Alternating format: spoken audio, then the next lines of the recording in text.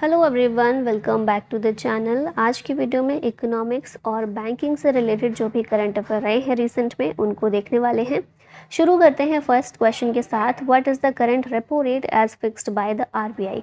RBI के द्वारा current repo rate fix की गई है 6.5% पर।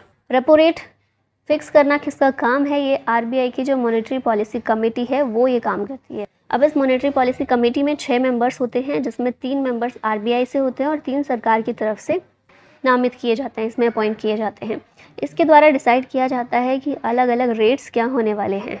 Repo rate, reverse repo rate, CRR, SLR, इनके क्या क्या परसेंटेज रहेंगे ये डिसाइड करती है। अब इसने क्या किया, रेपो रेट को इंक्रीज़ कर दिया है। फिलहाल रेपो रेट 6.5% है, रिवर्स रेपो रेट 3.35% है, मार्जिनल स्टैंडिंग फैसिलिटी 6.75% है, CRR यानी कि कैश रिजर्व रेशो 4.50% है और SLR 18% है। ये दोनों में डिफरेंस पता होना चाहिए। CRR और SLR में CRR कैश रिजर्व रेशो ऐसा परसेंटेज है जो हर एक कमर्शियल बैंक को आरबीआई के पास रखना पड़ता है। ये कैश में पैसा होता है, कुछ पैसा सारे बैंक्स आरबीआई के पास रखते हैं। फिर SLR की फुल फॉर्म है स्टैट्यूटरी लिक्विडिटी रेशो। ये ऐसा परसेंटेज होता है जो हर एक बैंक को अपने पास कुछ पैसे रिजर्व रखने होते हैं। जितना भी पैसा बैंक के पास है उनमें से जैसे 18% है अभी, तो जितना पैसा बैंक के पास है उसका 18% उन्हें रिजर्व रखना होगा अपने पास, ताकि कभी भी लोग बैंक के पास अपना पैसा वापस लेने के लिए अगर जाएं तो बैंक के पास कुछ रिजर्व रखा हो जो वापस कर सकें। अब रेपो रेट क्या होती है? रेपो रेट एक तरह का इंटरेस्ट रेट है जिसके तहत RBI lends short term loan to commercial bank. ठीक है, रेपो रेट जो है वो शॉर्ट टर्म लोन की तरह है और इसका रेपो रेट का इस्तेमाल करता है। रेपो रेट एक टूल की तरह इस्तेमाल किया जाता है आरबीआई के द्वारा। जब भी इन्फ्लेशन कम करना हो या इन्फ्लेशन बढ़ाना हो उस टाइम पर रेपो रेट को कम या ज़्यादा किया जाता है इन्फ्लेशन को कंट्रोल करने के लिए। अब रिवर्स रेपो रेट क्या है? ये भी एक इंटरेस्ट रेट है। When RBI borrow short term loan from commercial bank, जब RBI short term loan commercial bank से लेता है तो reverse repo rate interest rate के रूप में इस्तेमाल होती है, और जब RBI short term loan commercial bank को देता है उस टाइम पर रेपो रेट जो अभी 6.5% है ये वाला इंटरेस्ट रेट इस्तेमाल होता है। MSF मार्जिनल स्टैंडिंग फैसिलिटी, इसके तहत भी आरबीआई के द्वारा शॉर्ट टर्म लोन दिया जाता है to commercial banks. Next question है, which bank became the first private bank to open a branch in Lakshadweep? ये बैंक है HDFC बैंक। लक्षद्वीप में बैंक की ब्रांच ओपन करने वाला पहला प्राइवेट बैंक ये बन गया है। HDFC बैंक का हेडक्वार्टर है मुंबई में, चेयरमैन है अतनु चक्रवर्ती। लक्षद्वीप की कैपिटल क्या है? कवरत्ती है। India's pharmaceuticals exports rise 10% to how many billion dollar in financial year 24? तो फार्मास्यूटिकल एक्सपोर्ट भारत का 10% बढ़ गया है, और अगर इसमें मूल्य के हिसाब से देखा जाए तो 28 बिलियन डॉलर है ये फाइनेंशियल ईयर 2024 में। Top 3 India's pharmaceutical export market कौन सी हैं? US, UK और नेदरलैंड्स। 31% एक्सपोर्ट US में किया जाता है। Sittwe port is located in which country? Sittwe port Myanmar का पोर्ट है, ऑप्शन डी करेक्ट है। न्यूज़ में इसलिए है क्योंकि इंडिया ने टेक ओवर किया है सितवे पोर्ट का ऑपरेशन, एंटायर सितवे पोर्ट का ऑपरेशन इंडिया के द्वारा इसे बिल्ड किया गया है। कलादान रिवर म्यांमार में जो है यहाँ पर लोकेटेड है Sittwe port. It is India's second overseas port after Chabahar port in Iran. Iran का जो चाबहार पोर्ट है उसको भी भारत ने बिल्ड किया है, डेवलप किया है और वहाँ पर भारत ऑपरेट कर रहा है। इसी तरह से अब सितवे पोर्ट म्यांमार का, इसका ऑपरेशन भी भारत के पास है। ये देख रहे हैं मैप में, ये म्यांमार कंट्री है, यहाँ पर बांग्लादेश है, ये भारत है, ये भी भारत का नॉर्थ ईस्ट का हिस्सा है। ये जो पोर्ट है ये सितवे पोर्ट है और ये नॉर्थ ईस्ट को कनेक्ट करता है। समुद्री रास्ते से भारत सितवे पोर्ट से कनेक्ट करके जो हमारा नॉर्थ ईस्ट एरिया है उससे कनेक्ट हो सकता है। तो इसका ऑपरेशन भारत ने अपने हाथों में लिया है। नेक्स्ट क्वेश्चन है, which bank received RBI approval for stake acquisition in 6 banks? ये बैंक है HDFC। 6 बैंकों में इसने हिस्सेदारी स्टेक एक्विजिशन के लिए आरबीआई से अप्रूवल लिया है। 6 बैंक है, ICICI bank, axis bank, IndusInd bank, yes bank, बंधन और सूर्योदय स्मॉल फाइनेंस बैंक। 9.1% का स्टेक इन 6 बैंक्स में HDFC को मिलेगा। आरबीआई ने इसकी अप्रूवल दे दी है। India signed $200 million loan for Brahmaputra river project with which bank? तो इंडिया ने ADB बैंक के साथ, एशियन डेवलपमेंट बैंक के साथ ये लोन साइन किया है to tackle flood and erosion risk along Brahmaputra river. अब ब्रह्मपुत्रा रिवर की बात कर लें तो इसकी कुछ इंपॉर्टेंट ट्रिब्यूटरीज हैं, सुबनसिरी, डिक्रोंग, दिबांग, धनसिरी, मानस, लोहित, तीस्ता। और ओरिजिन इसका कहाँ से है? चेमा युंगडुंग ग्लेशियर मानसरोवर में जो है वहाँ से ओरिजिन होती है ब्रह्मपुत्रा नदी। Who has been appointed as UCO bank chairman, ये अरव मुदन कुमार, ऑप्शन ए करेक्ट है।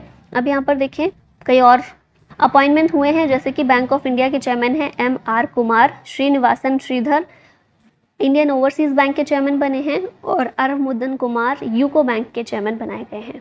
EPFO has fixed and how much % interest rate on employees provident fund for 2023-24। तो EPFO के द्वारा एम्प्लॉयज़ प्रोविडेंट फंड में इंटरेस्ट रेट का जो परसेंटेज है वो 8.25% रखा गया है। EPFO की फुल फॉर्म है employees provident fund organisation, world का लार्जेस्ट सोशल सिक्योरिटी ऑर्गेनाइजेशन है, 1952 में इस्टेब्लिश हुआ था और ministry of labour and employment के अंडर ये काम करता है। Which country recently overtook Japan as third largest economy, यहाँ देख रहे हैं लिस्ट, जर्मनी थर्ड नंबर पर आ गई है जापान को ओवरटेक करके। USA नंबर 1 पर है largest economy of the world, फिर सेकंड पर चाइना है, थर्ड पर जर्मनी आ गया है, जापान 4 पर चला गया है और भारत 5वें नंबर पर है, fifth largest economy of the world.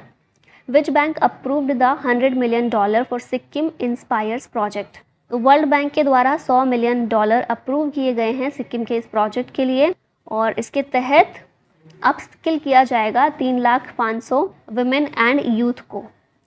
Who has launched umbrella organization NUCFDC for urban cooperative banks, इसे लॉन्च किया अमित शाह ने। अब फुल फॉर्म क्या है NUCFDC की, national urban cooperative finance and development corporation limited. Amit Shah ने इसे लॉन्च किया है to modernise urban cooperative banks. Which bank introduced Samman RuPay credit card for government employees, इसे इंडस इंड बैंक के द्वारा इंट्रोड्यूस किया गया है, मुंबई में इस बैंक का हेडक्वार्टर है। Who has been appointed as MD of NARCL, इसके MD बने हैं P संतोष।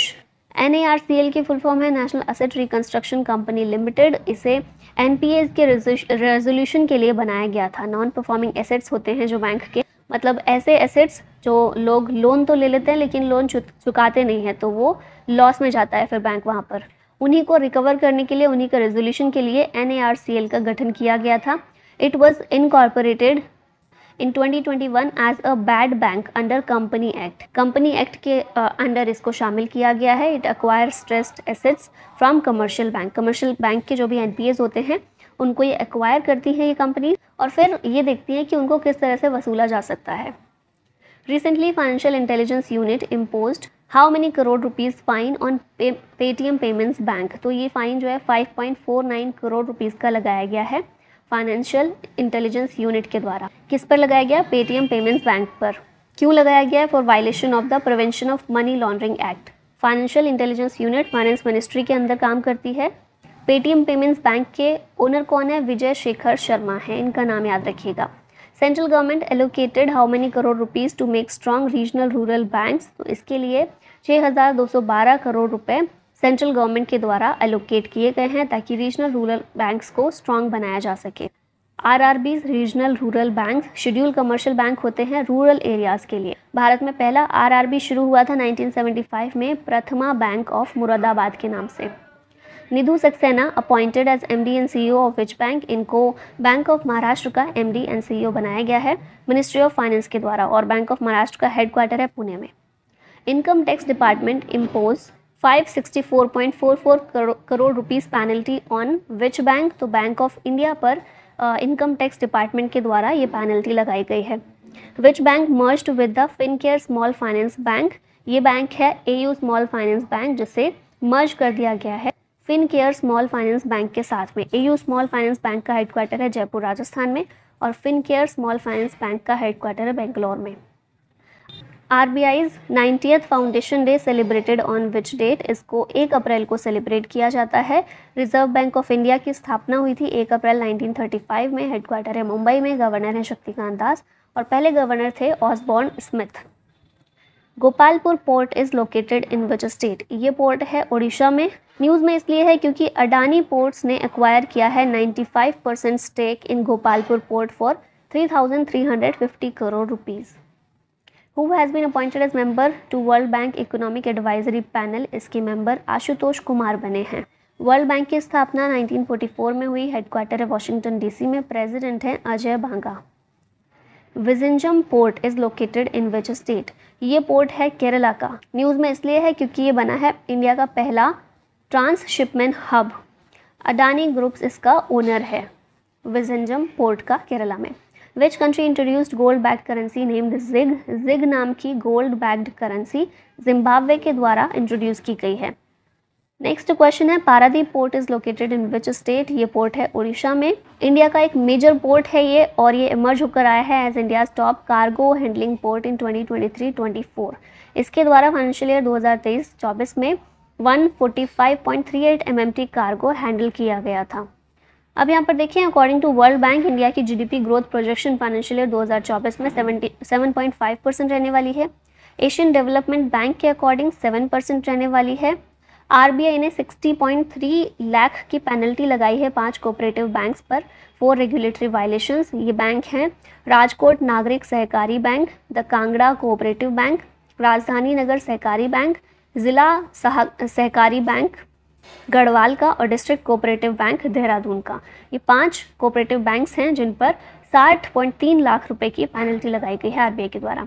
इंडिया की जीडीपी ग्रोथ रेट 2024 में अंकटाड के अकॉर्डिंग 6.5% रहेगी, आईएमएफ के अकॉर्डिंग 6.8% रहेगी। धनलक्ष्मी बैंक के एमडी और सीईओ बने हैं अजीत कुमार के, और एक्सिस बैंक के एमडी और सीईओ रिव्यू पॉइंट हुए हैं अमिताभ चौधरी। फिर नेक्स्ट देखें, वायकॉम 18 एंड स्टार इंडिया दोनों को मर्ज कर दिया गया है, ये इंपॉर्टेंट याद रखिएगा। एसबीआई रिपोर्ट के अकॉर्डिंग इंडिया की जीडीपी ग्रोथ फोरकास्ट 8% रहने वाली है 2024 में। फिनकेयर स्मॉल फाइनेंस बैंक को मर्ज कर दिया गया है एयू स्मॉल फाइनेंस बैंक के साथ में आरबीआई के अप्रूवल के बाद। Government of India and ADB ने साइन किया है $23 मिलियन का loan agreement to make strong fintech ecosystem in India. Next है, पेटीएम ई कॉमर्स को रीब्रांड किया गया है पाई प्लेटफॉर्म के रूप में। एक्वायर्ड बिटसिला, बिटसिला एक प्रोमिनेंट सेलर प्लेटफॉर्म है। टेक महिंद्रा ने एक्वायर किया है 100% stake of Orchid cyber tech services का 24.75 करोड़ रुपीज़ में।